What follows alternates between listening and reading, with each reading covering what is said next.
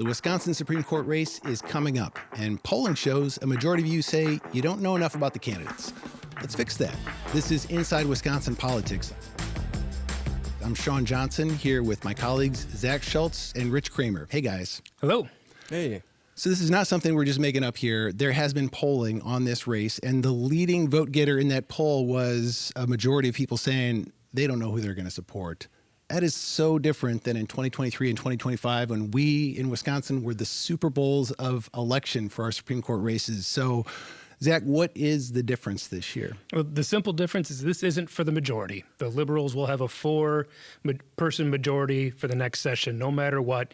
If Chris Taylor wins, it goes to 5-2. If Maria Lazar wins, it stays at 4-3. But that simply is the difference between $100 million in campaign and the attention of the world on this very important swing state and a court's decisions on election laws versus a snooze fest, even in the state, for people that normally tune in for these elections are still trying to figure out, when is that coming up? And that's not hyperbole either. That $100 million was a real number from last election when we shattered the 2023 record, not just for Wisconsin, but for national judicial races. Rich, the 2025 race was the first one you'd covered really closely. What was a day in the life like on that one, and how does it compare to what you've observed in this Supreme Court race? I mean, it's like night and day. I covered former Republican Attorney General Brad Schimel, spent a day with him on the campaign trail, and, first off the bat, he took money directly from the Republican Party of Wisconsin. Also, I was at a campaign event at the Republican Party in La Crosse where Brad Schimel framed the race as a fight between good and evil. And he also used an analogy of driving the serpent out of the Garden of Eden. So the language used by Schimel is very different than what we've seen from Judge Lazar. She's promoting that she is the independent candidate compared to Chris Taylor, who she attacks as being an activist and former Democratic lawmaker. But she just hasn't made the same kind of statements that I've heard that Schimel did last year. It's almost like an old-fashioned Supreme Court race in Wisconsin, Zach.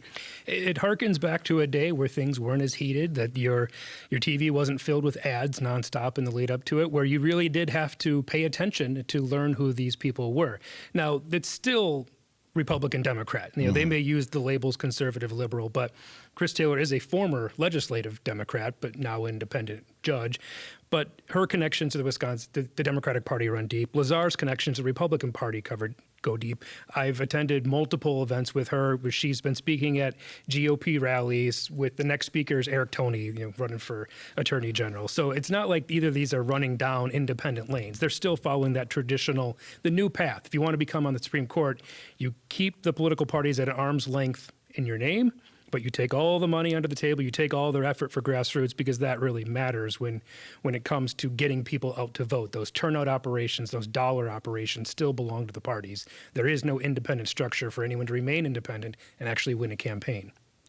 So let's talk about the candidates here. Let's start with Chris Taylor. She got into the race first. Zach, what should people know about Chris Taylor's background and what led her to this point? Well, the clearest thing is she had worked for abortion rights groups before she became a member of the legislature. She ran as a Democrat in an assembly race in the Dane County area. I covered that race way back when. She was here through a lot of the tumultuous times in the Capitol, and then she left. She was appointed a Dane County judge by Governor Evers. Then she ran for the appellate court and became a judge there, which is what she's doing today. So she has followed the judicial pattern, but she's got heavy partisan activity in her background, and she doesn't deny that, but like every judge or justice, she wouldn't be the first one. I mean, former Justice Prosser served as the Assembly Speaker for Republicans, and back in the day when they could say, well, I'm a conservative justice, not a conservative politician. With Chris Taylor in this modern environment, I don't know if it really matters, because the candidates are so tied to the parties anyway that her background doesn't seem to have any baggage. And we saw with Brad Schimel, Rich, as you were talking about last year, he's a former Republican Attorney General for Wisconsin, and he did not shy away from those Republican connections. But you see a difference with Lazar and how she's handled herself. So Lazar has been focusing on her career in the courtroom. She's been a a lawyer since 1989. She worked for the Department of Justice under former Republican Attorney General J.B. Van Hollen. And that was in the early years of Republican control of state government. So after 2011, when a lot of laws were passed, that wound up in court. Democrats tried to sue to stop the voting maps passed by Republicans, abortion restrictions, and Act 10. So Marie Lazar, as an assistant DOJ attorney, was representing the state and defending those. And she was elected to the Waukesha County Circuit Court, but that was both of her races there were unopposed. And then in 2022, she became a judge on the Second District Court of Appeals. So, but to your point, yes, she's leaning on her, her experience in the courtroom, but also, her political ads kind of let you know where she stands on certain things, or at least where her campaign does. So there's plenty of signals out there. Some of these candidates, when they run for Supreme Court, they come from the law, and maybe you're hearing about them for the first time or getting introduced to them for the first time. But Chris Taylor and Maria Lazar, as you both mentioned, have been around for a little while. I remember Maria Lazar defending Republican-drawn legislative maps in 2012 alongside co-counsel Dan Kelly, who former Supreme Court justice and who ran in a couple of races and lost. I remember Chris Taylor very well for her role in the minority on the legislature's budget committee, where if you have that position, you are expected to be able to talk and defend every position and attack the majority's position aggressively. And so she did that well. She wasn't just a backbencher legislator. She was the person who was on that front line of attack. And, since she's become a judge, that's changed. And she has indicated, and her friends have indicated, look, she knows this is a different role on the court, but it is striking a very big change for her to go from that, attack Democratic legislator to a judge, going to see things differently. You mentioned those ads, Rich, from Maria Lazar. She is trying to go for this kind of above it all judge. I don't want to get into politics. The ads they tell a different story, though. I mean, she's definitely not going that way with her campaign. Yeah, the ads have focused on basically attacking Taylor on things like abortion. Lazar's campaign ads say that, Taylor wants abortion up to the moment of birth, which is a line you've heard a lot of Republicans say over the years. And the latest one that I think just came out this week features a woman saying that she's afraid of her daughter having to compete against biological men in school sports, which Republican themes pulled right from congressional races and state assembly races, governor races, hitting the points that work for them. Yeah, so the ad lays out the political part of it, and then you've got a picture of Lazar saying that she'll uphold the law. So it seems like she's still trying to walk that line, but the ads do send a signal. Well, Sean, let me ask you. So we've seen low turnout elections in the past, and that was at a time when conservatives really won a lot of these races, when there was lower turnout, when their consistent voters from the suburbs of Milwaukee came out to vote no matter what, and the liberal candidates really struggled to get the attention that they needed to win these races. And then we saw things flip from Rebecca Dallett on in 2018. So what do you see as the impact of less attention right now on this race? I think we'll find out what a less attention race means here. I think, though, in the era of Donald Trump, for one, since Donald Trump realigned the Republican Party and its base of voters, a base that reliably elected conservative justices for many years up until, around 2017, we don't know what that shift is going to mean in a lower turnout election, but we know that conservatives start out at kind of a structural disadvantage in these races. And we also know that liberals have just found a pattern for what it takes to talk about their values. They're not afraid to talk about cases that have happened. They're not afraid to talk about women's health. And it's just been a winning formula for them in, really since 2018, with one exception in 2019. that has been the liberal path to victory year in and year out. So, but there have been a couple cases, Zach, that you have asked both candidates about, where you actually got to hear them. You gave them a chance anyway to weigh in on some very high-profile races that came before the Wisconsin Supreme Court. Let's look at those if we can. There was one about the 2020 election, which we will be talking about forever as reporters, I think. And this was there were a lot of challenges to the election results and to Joe Biden's victory in Wisconsin that came before the Wisconsin Supreme Court. What did you ask the candidates? So the case that was ultimately decided that election in Wisconsin was called Trump v. Biden. And it was brought by Trump's lawyers, one of which is Jim Troupis, who is currently being prosecuted in Dane County Court for forgery related to the false electors thing tied in around the same time period. It's a very small world in law. Sometimes. Especially in political lawyers' Yes. times. But yes, that case went all the way to the Supreme Court. And the question was the Trump administration or the Trump campaign wanted to throw out 200,000 votes in Wisconsin, specifically in Dane and Milwaukee counties, regarding absentee ballots. And the question before the Supreme Court was, should they even take the case? So the question was standing in the legal sense of, did Donald Trump and his campaign have a legal right to even file a lawsuit in the first place? Ultimately, it was a 4-3 decision. And this is at a time when conservatives controlled the court 4-3 that said, no, we won't take the case. It was Brian Hagedorn who ultimately sided with the three liberals to throw out the case. That solidified the win. Biden won Wisconsin definitively. Election conspiracies be damned. And it was the three conservatives who didn't necessarily say they would have thrown out the votes, but they said we should at least hear the case. When I asked both candidates about this, Chris Taylor was absolutely on the side of the liberal candidates, saying, of course, they made the right decision and they never should have thrown out those votes, should have never gotten that far. It was Maria Lazar who really didn't want to take a position on it, but she said the issue of standing is still going to come back before this court, which is true.